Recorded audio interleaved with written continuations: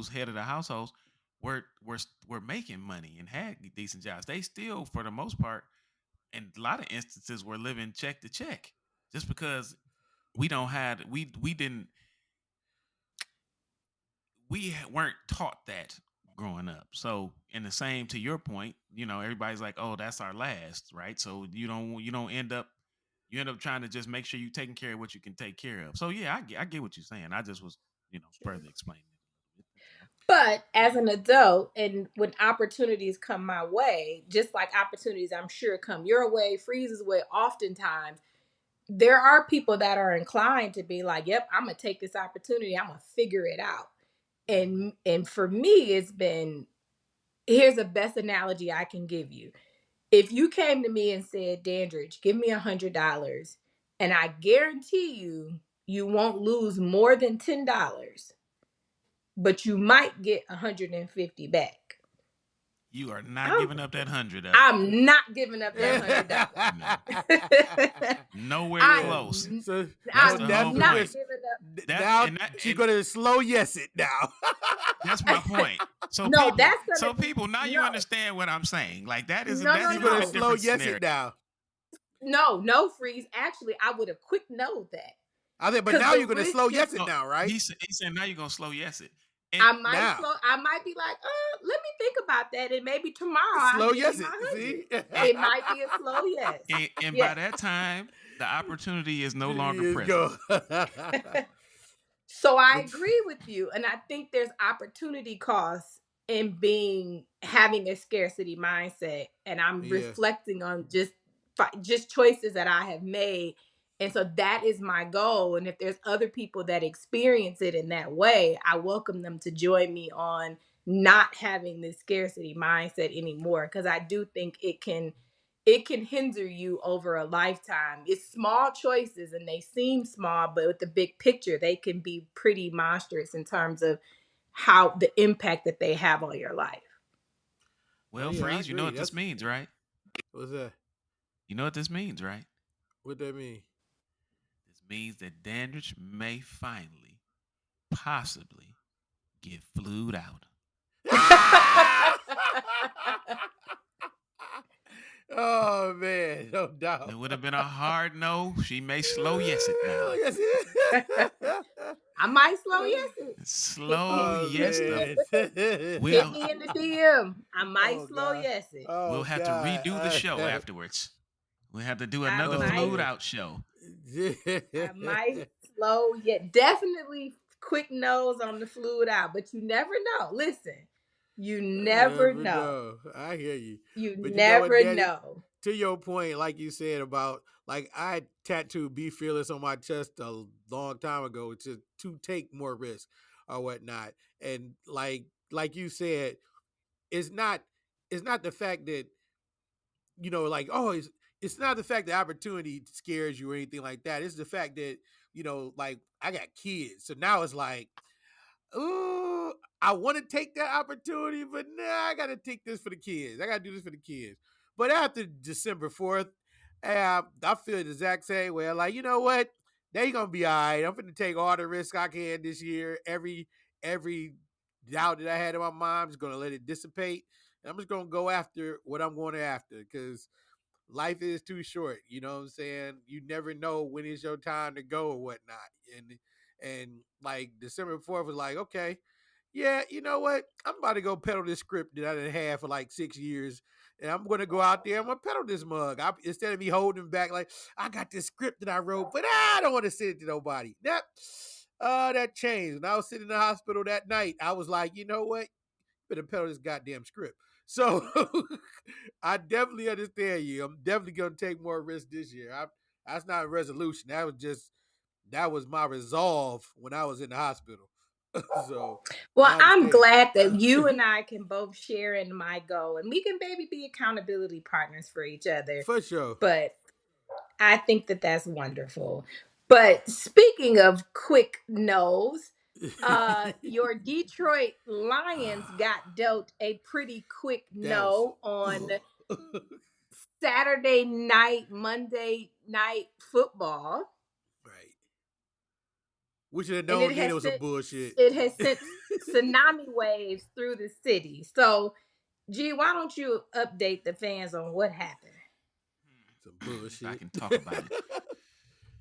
Well, so a riveting game was being played at AT&T. Actually, I'm gonna talk like they talk in NFL videos. A riveting performance was going on at AT&T Stadium on Saturday afternoon. All were clad in Cowboys gear at Jerry's World, where a coordination of sort was to happen, as the great former Super Bowl winning coach Jimmy Johnson was to be inducted into the Ring of Honor. All Cowboys far and wide from the famous America's team were present. Michael Irvin, Emmitt Smith, Troy Aikman, Danny White. He doesn't count. That's my dude. Randy White, who is also related to Randy Watson. Jackson Heights was present. Now, anyway, to get to the game, the Cowboys. Wait, before we get to the game, I'm sorry to cut you off. Did anybody see how Emmitt Smith was acting with this man when he was getting his, what was it, Ring of Honor? He was like combing his hair and it was very Stevenish. Yeah, Stevenish. It was very Stevenish. I was going to say it. He was saying, G, say my man's name. Say my man's name. My man, rest in peace. LaFleur. Yeah. Yeah, it didn't come off as LaFleur. It came off as like Stevenish, like the type. Oh, so you got it. She means Steven from Django. From Django. Yeah, I'm like, you mean from Django. Ooh. Yes. So she had to clarify. Yeah, they might not have known what you're talking about by just saying Steven. Yes, sir. Yeah, I mean, he was like grooming his hair. It reminded me, it took me back to when the police officer was found not guilty. Remember, it was the white lady who went into the home and she shot the gentleman in his own house. Anyway, the bailiff was like combing her hair and rubbing her. Like, it was very, very weird. But anyway, that sort of set the tone for the game for me. I was like, oh, this is about to be some bullshit. For sure. Well, okay. Yeah, well, I don't know. I don't know how that took you to it, but it's okay. But you like, black man grooming white man's hair? Bullshit. Bullshit, I say. The game is over. Ain't no need. Turn this shit off. Turn this shit off. I know it's over with now. That sounds like something. Because you know why? Because you taking more risks, so I get it. I see how you got there. But anyway, in regards to the game was a, by standards of watching the game, it was a good game. You know, you had the Lions score first. They got a field goal, and then technically they should have been up 5-0 because they should have gotten a safety, but Derek Barnes ran in and just hit Dak with his shoulder, and he bounced off of him and scrambled and then ended up hitting CD Lamb for a 92-yard touchdown. So they go up 7-3. You know, that was the score at halftime when the alleged grooming incident took place by Emmitt Smith on Jimmy Johnson. We're gonna say alleged because we don't know what the conversation was. But anyway, even though and also the reason we say alleged is because clearly you can see something and it can actually not happen per this game. You can see it with your own eyes, and it really didn't occur. But we'll get to that. So then the second half begins. You were at the game though, right? No, I didn't end up going because I was still at the house. Yep. That was the plan, though.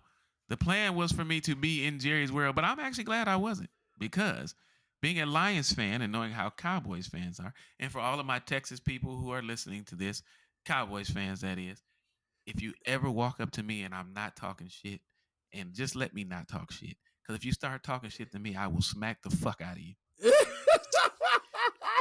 Now, glad I got that off my chest. So,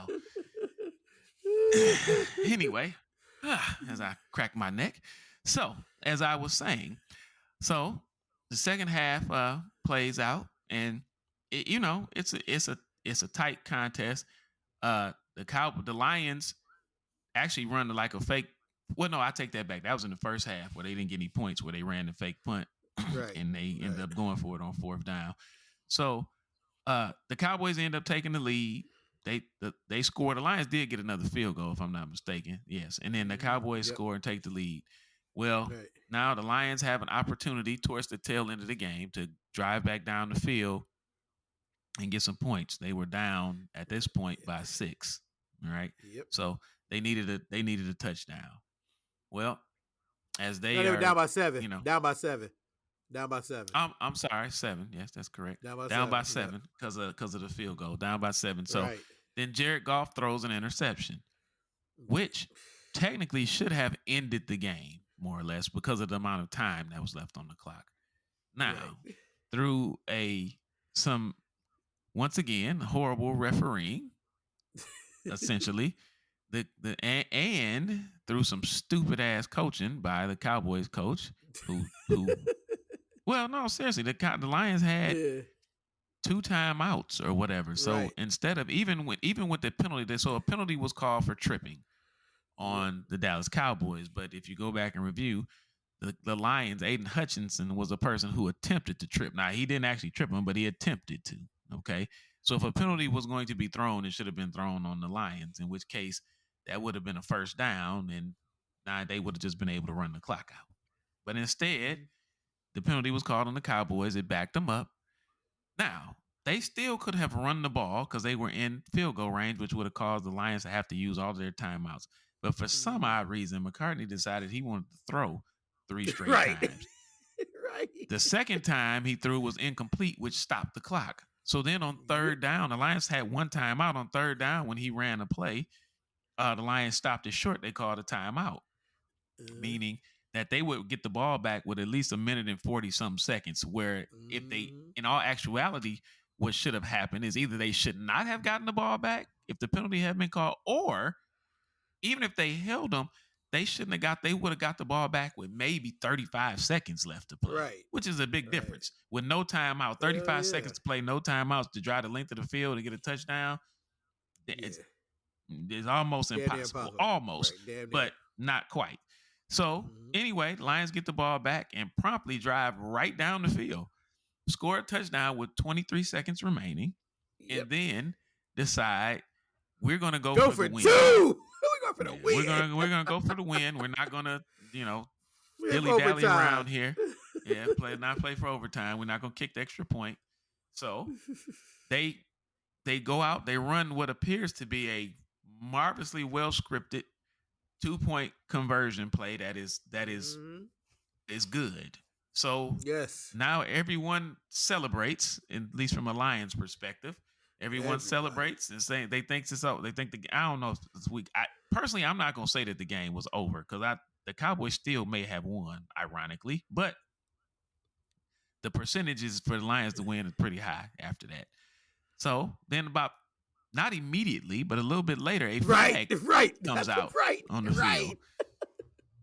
And of course, I'm like, oh man, that's got to be on the other team. It's so late. Like, they would have thrown it on us immediately.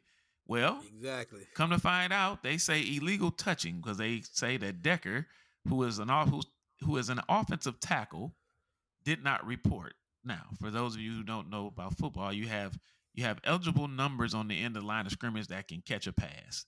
If you are going to have somebody at the end of the line of scrimmage that has an uneligible number, then they must report to the referee as eligible so that the referee can then notify the defense that this person is in an eligible position and can go out for a pass. So